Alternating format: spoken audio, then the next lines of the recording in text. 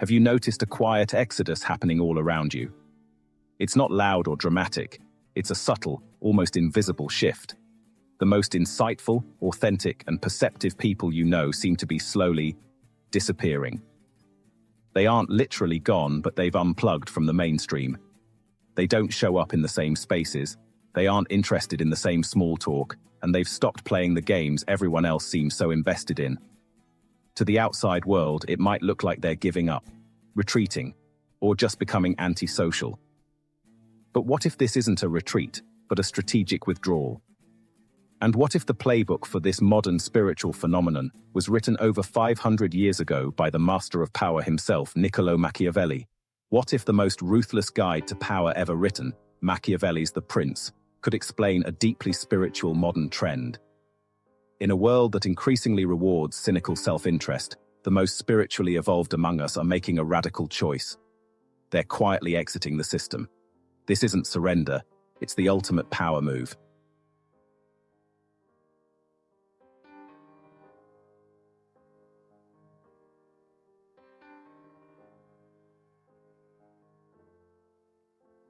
The Machiavellian matrix we all live in. To understand why people are leaving, we first have to understand the world they're leaving from. And there's no better or more brutally honest guide to this world than Niccolo Machiavelli. His 16th century handbook, The Prince, was written for rulers on how to get and keep power. Its core message was shocking then, and it's still shocking today. To win, a leader must often set aside conventional morality, ethics, and religion. The world, Machiavelli argued, isn't governed by ideals, but by a relentless game of cynical self-interest. Machiavelli's view of human nature wasn't exactly flattering. He saw people as generally selfish, deceitful, and ambitious, driven by a lust for power. While they might admire virtues like honor and piety in others, they rarely practice these things themselves. He argued that people are trustworthy only when things are good, but turn selfish and profit-driven in times of adversity. A ruler, therefore, couldn't afford to always be the good guy. To survive, a prince had to be pragmatic, understanding that sometimes cruelty is more effective than mercy, and that fear is a more reliable motivator than love. As he famously wrote, "It is much safer to be feared than loved." He believed a ruler must be both a lion to scare off the wolves and a fox to recognize the traps. The end, a stable and secure state, justifies the means. Now fast forward 500 years. Sound familiar? We're living in a modern Machiavellian matrix. Just look at corporate culture. The corporate ladder is often a game of political maneuvering. Employees learn to manage appearances, flatter superiors, and assert power in subtle ways. Many workplaces become toxic environments where people might steal credit for others' work, spread rumors, or sabotage colleagues to get ahead. Honesty often takes a back seat to what's politically convenient. You have to give the appearance of being a loyal employee while knowing the company would drop you in a second if it served the bottom line. It's a world that preaches teamwork but often runs on zero-sum competition. Look at our social media. It's a massive theater of what the psychologist Carl Jung called the persona, the social mask we wear. We curate an image, a highlight reel of our lives designed to project success, happiness, and status. It's a constant, exhausting performance. These platforms are designed to amplify outrage and conflict, turning public conversations into an arena for blame and division. Authenticity is sacrificed for applause. We're told to build a personal brand, which is really just a 21st century term for a Machiavellian mask, a public face that might have nothing to do with the real person behind it. And our politics, it's Machiavelli's world in high definition. We see leaders using manipulation, spreading disinformation, and launching smear campaigns to gain and hold on to power. The goal isn't always the common good, but simply winning and keeping that power by any means necessary. This is the game. It's a system built on cynical self-interest, manipulating appearances, and the belief that power is the ultimate prize. It's a society that, as philosopher Alan Watts put it, becomes so insecure that it insists everyone must play. It's a world where people are often seen not as human beings, but as tools to be used or obstacles to be overcome. This is the Matrix. And spiritually awake people are starting to see the code. The spiritual dilemma, a crisis of the soul. So what happens when a person who is spiritually awakening, someone developing a real inner life, finds themselves dropped in the middle of this Machiavellian game? The result is a deep and painful internal conflict. A crisis of the soul. Spiritual awakening is, at its heart, a journey toward authenticity. It's the process Carl Jung called individuation, where you shed the false layers of the persona, that social mask you wear, to find and integrate your true self. It's a journey from being just a piece of the crowd to becoming a whole individual. This journey involves connecting with your own values, your own conscience, and your own inner truth. You start to prioritize things like compassion, integrity, connection, and meaning. Now put that person back into the Machiavellian matrix. The clash is immediate and brutal. The awakening person craves authenticity, but the world demands a performance.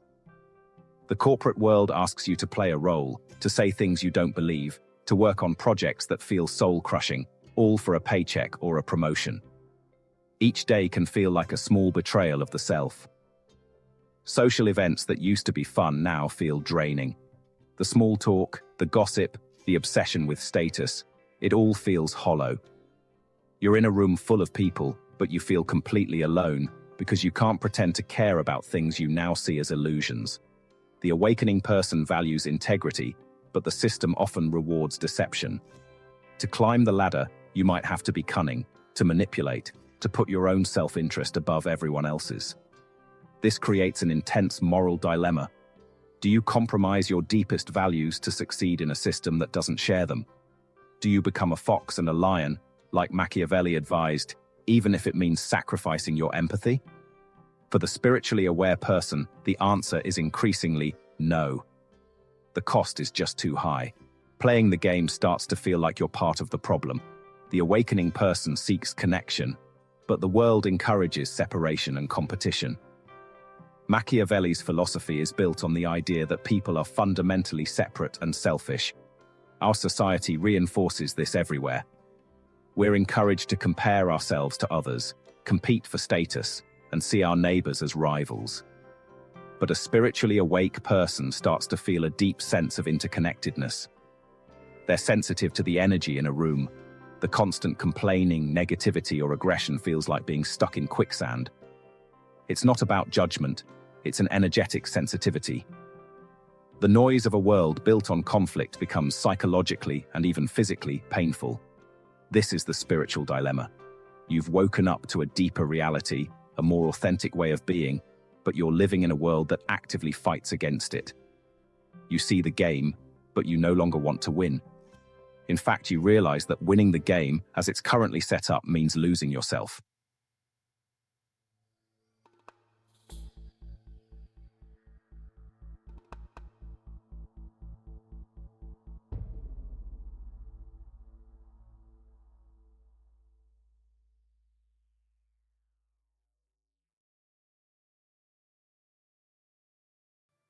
When faced with this impossible conflict, the spiritually awake person begins to quietly disappear. They stop going to the parties, they leave the high-powered job, they deactivate their social media. They might move to a quieter place, simplify their life, and drastically cut back on their engagement with the mainstream. From the outside, this can look like failure, like giving up, or even depression. But that's a total misunderstanding of what's really happening. This silent exit isn't an act of weakness. It's an act of ultimate power. And ironically, it's a perfectly Machiavellian move. Machiavelli's whole philosophy is based on pragmatism, on seeing the reality of a situation and acting to protect your most valuable asset. For a prince, that asset was the state. For a spiritually awake person, that asset is their consciousness, their integrity, their soul. In a game where the rules are rigged against your soul, the most strategic move is to refuse to play. Walking away from the game is how you reclaim your power. Think of it this way. Machiavelli advised a ruler to use any means to achieve their end. The spiritually awake person has a different end goal, not external power, but inner integrity. They realize that to succeed in the current system, the required means, deception, performance manipulation, will destroy the very end they seek: authenticity, peace, connection. So, the only logical and powerful action is to withdraw. It's a great refusal. They are refusing to trade their soul for a seat at a table they no longer respect. This withdrawal is a profound act of self-preservation. Constantly engaging with a low-vibration, cynical world is exhausting. It's an energy leak that leads to burnout, anxiety, and feeling disconnected from yourself. The quiet disappearance is a conscious choice to save your vital energy for what actually matters. It's about protecting your inner peace in a world that profits from your chaos. This withdrawal is also a silent but powerful form of protest. An insecure society can't stand non-joiners. It needs everyone to play the game to prove its rules are valid. When someone authentically and peacefully checks out, their absence becomes a quiet threat to the whole structure. Their freedom silently says, "Your game isn't worth playing. Your prizes aren't worth winning. There is another way to live." The person who stands alone, as Alan Watts might say, exposes the weakness of the crowd just by being themselves. They don't have to shout. Their quiet freedom is the protest. This is the hermit phase, a necessary retreat to build something new. These people aren't running away from society. They're running towards themselves. They're moving closer to something real, something society in its current form can't offer. They've realized that true power isn't the ability to control others, like Machiavelli's prince. True power is the ability to control yourself, your mind, your energy, and your life. And in the Machiavellian matrix of the modern world, the only way to achieve that is to quietly, deliberately, and powerfully disappear. If this resonates with you, if you've ever felt that pull to step back from the noise and reconnect with something real, let us know in the comments. You're not the only one feeling this way, and if you want to keep exploring how to live authentically in this crazy world, please subscribe to the channel. Your support helps us keep these important conversations going. Building the arc. What happens after the disappearance? But the story doesn't end with disappearance. The withdrawal isn't the final destination, it's a transition.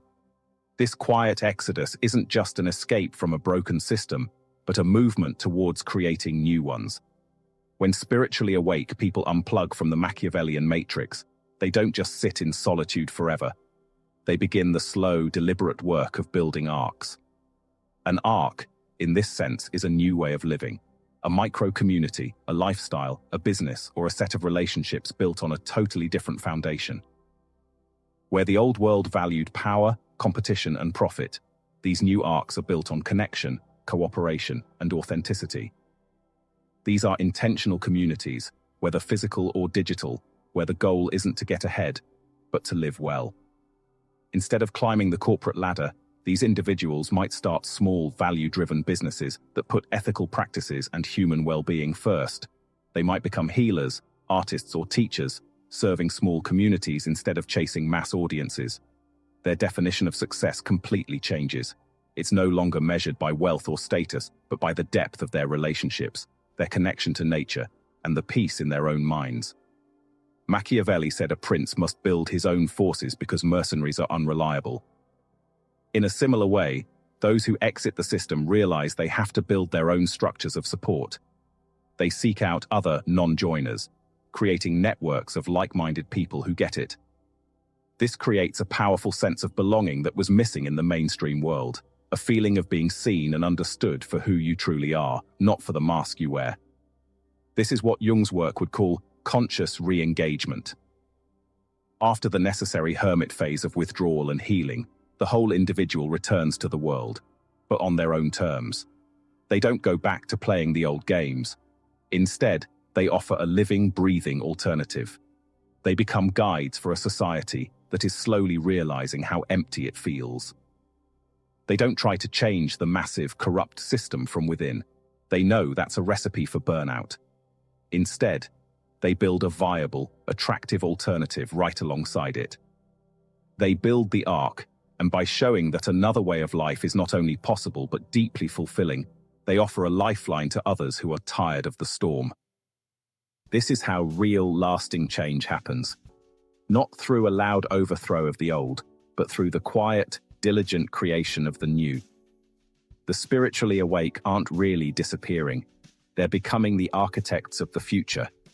They're planting seeds of authenticity in the shadow of a decaying empire. Their quiet work is a testament to a different kind of power. Not the power to dominate, but the power to create. They've understood that you can't fight the matrix head-on.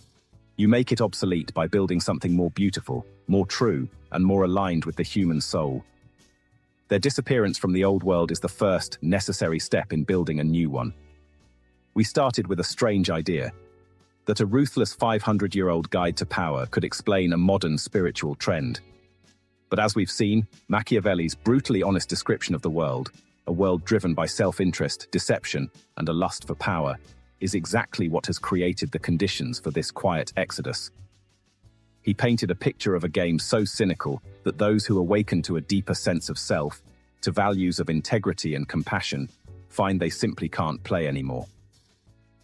The modern world, in so many ways, has become a giant version of Machiavelli's court, a place of endless performance, political games, and soul-crushing competition. The spiritual person's disappearance isn't a surrender to this world, but a powerful rejection of its rules. It's the ultimate power move, a Machiavellian strategy in its own right, where the only way to truly win is to refuse to play. By withdrawing their energy and their consent, they are not only saving their own souls, but are beginning the vital work of building something new. They are creating arcs of authenticity in a flood of phoniness. Their withdrawal isn't an escape from life, but a deeper arrival into it. It's a retreat that allows for a more conscious and powerful return, not to the old game, but as architects of a new one. So if you feel yourself pulling away from the noise, if you find the social rituals and career games of society feeling more and more hollow, know that you are not weak or lost. You may be following a deep inner wisdom that's telling you it's time to unplug from the matrix and reconnect with what is real. This quiet disappearance isn't an ending. It's the beginning of a more authentic life. It's an evolution. And it might just be through this silent, personal evolution that society itself eventually begins to awaken.